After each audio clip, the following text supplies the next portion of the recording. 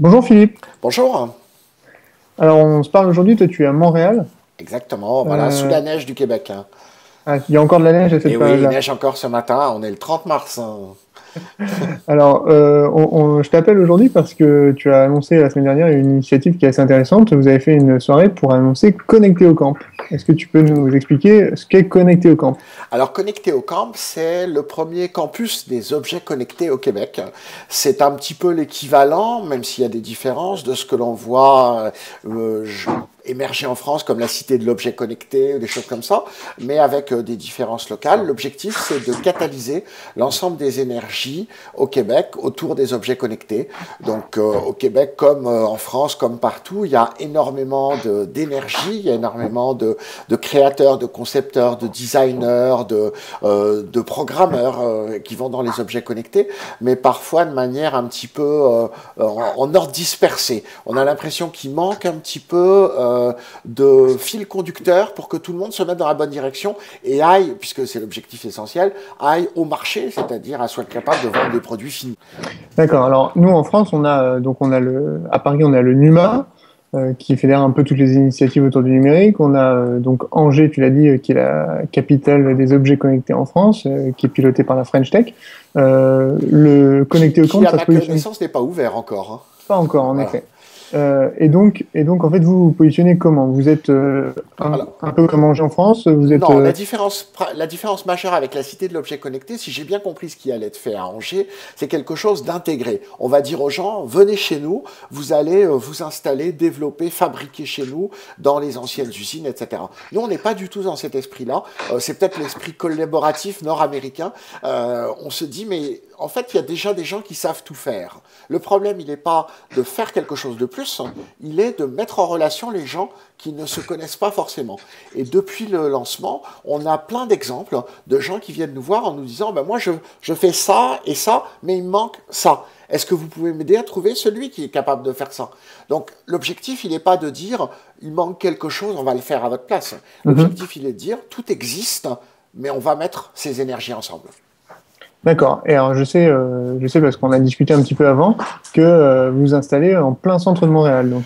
Tout à fait, voilà, parce que sur la plage Jacques-Cartier, pour ceux qui viennent en vacances à Montréal, ils n'ont pas raté cette place-là qui est sur le Vieux-Port. Alors pourquoi? Parce que je pense que dans la dimension objet connecté, surtout si on est un créateur d'objets et qu'on a des visions mondiales, la dimension du test est très importante. Comment est-ce que je vérifie que mon produit va correspondre aux attentes des vrais utilisateurs finaux? Alors on aurait pu s'installer au cœur du Marais du quartier République ou son équivalent Mhm. à Montréal, et puis on aurait été entouré de start-upers, de geeks, etc. Mais c'est pas eux le marché, c'est pas eux les clients. Si on veut véritablement toucher le grand public, il faut être testé par le grand public. Et donc être place Jacques-Cartier, c'est un peu comme si on était sur les Champs-Élysées ou au pied de la Tour Eiffel. C'est-à-dire qu'on a à notre disposition, quand il fait beau, donc en fait de avril à septembre-octobre, on a des milliers de personnes qui viennent de tous les continents, de toutes les cultures, de toutes les couches sociales, de tous les âges, et qui vont pouvoir venir tester des objets. Ils vont être très contents d'avoir ce Living Lab qui va leur permettre de découvrir de nouveaux objets. Et pour le créateur, donc il va voir comment les gens utilisent son objet.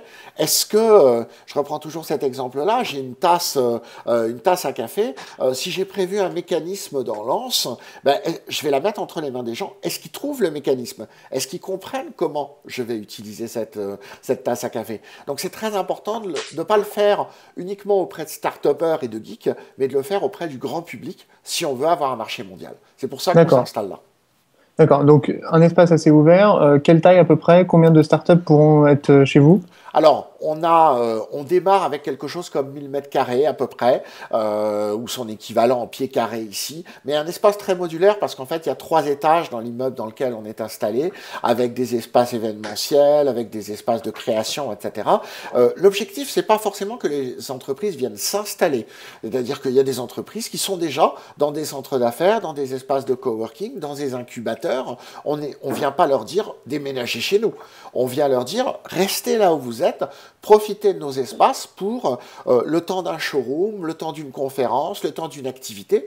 Si par contre vous n'avez pas d'espace, on peut vous louer un bureau pour que vous veniez travailler, ou alors faire de l'innovation ouverte, de la co-création. Vous êtes trois, vous êtes dans 3 espaces de coworking différents, et ben pendant 1 mois, vous allez venir chez nous et vous travaillez les 3 ensemble. Et puis après, vous repartez dans vos bureaux respectifs. D'accord. Et est-ce que vous intégrez la notion de Fab Lab? C'est-à-dire, est-ce qu'on peut créer chez Connecté au Camp, ou est-ce que c'est vraiment de l'usage? Alors, on ne crée pas chez Connecté au Camp, mais on est partenaire des 2 Fab Labs principaux qui ont été créés à Montréal, en particulier le ImuFab qui ouvre ces jours-ci dans l'est de Montréal et qui est un véritable Fab Lab communautaire qui va permettre aux gens qui imaginent leurs objets et qui les designent chez Connecté au Camp, d'aller ensuite à quelques stations de métro pour les fabriquer. Et il y a des imprimantes 3D, des fraiseuses, des machines à découpe laser. Il y a tout ce qui est nécessaire pour fabriquer ces prototypes avant de les ramener à Connecté au Camp et de les tester au grand public. Alors, petite dernière question avant que je te demande de nous présenter quelques objets connectés du Canada. Tu n'es pas tout seul à avoir, t'es pas tout seul à avoir créé Connecté au Camp. Je sais que tu as au moins 2 ou 3 personnes avec toi. Comment vous avez prévu de mesurer le succès de cet espace? Alors, en effet, on est plusieurs énergies qui se sont mis ensemble autour de cette idée. Mes 3 associés, donc une société qui s'appelle Bivolution, qui est spécialisée dans l'accompagnement des entreprises vers leur marché, vers la recherche de financement, le conseil aux startups. Moi, je suis plus dans l'aspect big data, analyse de données et puis les tendances. Et donc, eux vont assurer également des services de conseil auprès des gens qui vont venir s'installer pour les aider à aller dans la bonne direction. Donc, Bivolution et puis Decideo m'accompagnent. Alors, comment est-ce qu'on va mesurer? On va mesurer plusieurs indicateurs. D'abord, premier indicateur, c'est qu'on a créé également une communauté virtuelle. Connecté au Camp, c'est aussi un site web qui est d'ailleurs motorisé par une start-up française qui s'appelle Sparkle Networks, qui est installée à Lille et qui nous a fourni son réseau social d'entreprise que l'on est en train d'adapter pour gérer notre Connecté au Camp. Donc, il va se passer des choses dans le lieu physique, mais il va se passer encore plus de choses dans la communauté virtuelle.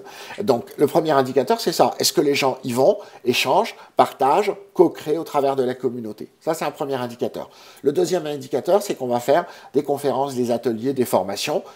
Si la salle est vide, on aura raté, mais ça semble pas être dans le cas, puisque dans le lancement, on a attiré 150 personnes, ce qui pour Paris n'est pas beaucoup. Pour Montréal, c'est relativement rare de réunir 150 personnes pour un événement comme celui-là.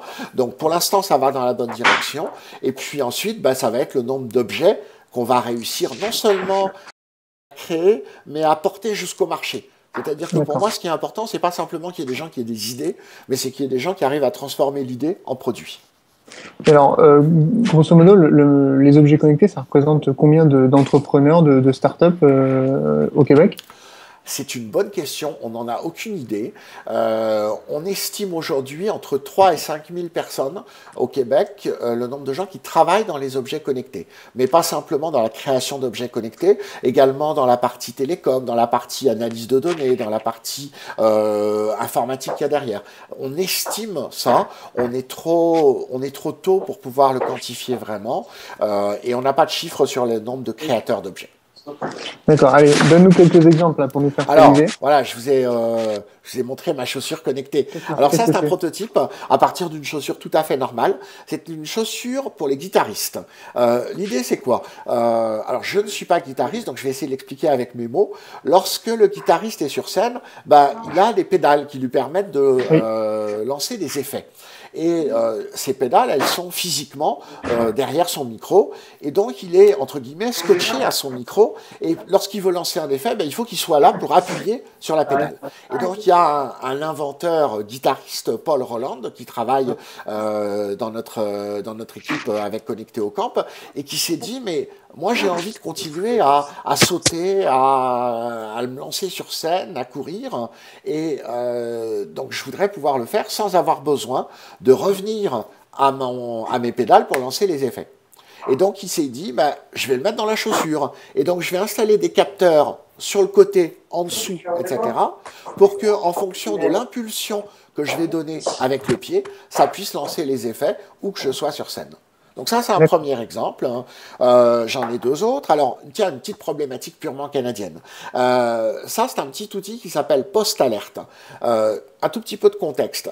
Au Canada, la Poste a décidé d'arrêter la distribution du courrier à domicile. Au Canada, c'est grand, il ne faut pas l'oublier. C'est grand, il fait froid et parfois il neige. Et donc, quand en février, il fait -30, il est tombé 1 mètre de neige et je dois faire 600 mètres pour aller chercher mon courrier, j'y vais et il n'y a pas de courrier, bah, ça m'énerve. Donc, il y a un inventeur qui s'est dit, bah, moi, je vais créer Post Alert.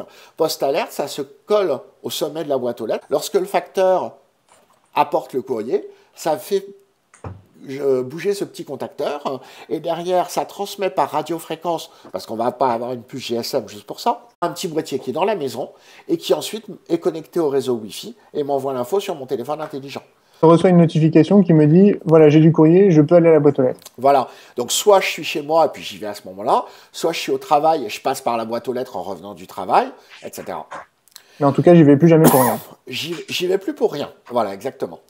Et donc, et puis un troisième exemple, une petite boîte toute simple qui permet de transformer sa lampe de chevet en un outil de réveil, en simulateur d'aube, qui permet de se réveiller comme il faut. Alors, on peut acheter une lampe à 250 €, on peut changer ses ampoules pour mettre des ampoules à 120 €, mais on peut aussi tout simplement acheter ce petit boîtier qui vaudra l'équivalent de 35 € et qui permet de transformer n'importe quelle lampe de chevet en une lampe programmable. Et donc, on va, avec son iPhone ou son Android, programmer ce petit boîtier.